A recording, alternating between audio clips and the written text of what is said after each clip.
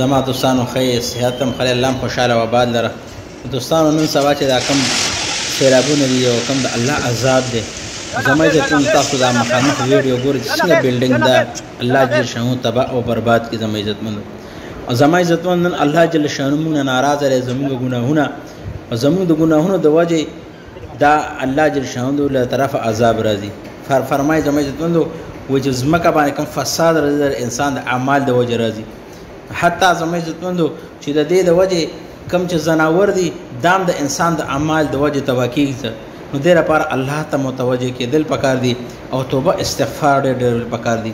کم از کم لا اله الا انت سبحانك انی كنت من الظالمین روزانه دا 313 ځل ویل پکار دي، 314 ځل د دې موږ تاسو اهتمام کوو.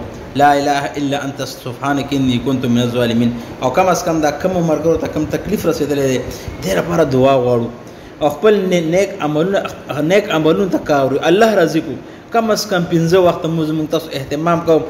بالکل موږ بغیر موږ چې بالکل یو موږ کزان شي. زما عزتمند نن افسوس مکاندار زما عزتمندو چې نن موږ تاسو ټول د خپل خواهش مطابق ژوندۍ تیرو. الله ناراضه دی. زما عزتمندو موږ تاسو د خواهش ژوندۍ دا خو د کافر ده چې کافر به د خواهش مطابق ژوندۍ تیری، مسلمان خو د الله احکام او د نبی اسلام مبارک طریقو باندې ژوندۍ تیری. نو دې لپاره زما عزتمندو کم از کم الله مقرر کړی دنیا کې د لږ ژوندۍ الله پاک را کړی دا الله جل احکام او د حضرت محمد صلی الله علیه وسلم مبارک طریقو باندې تیر کو. نو دې لپاره ټول مرګ ان شاء الله نیت وکړي چې دې نه پس الله نه ناراضه کو.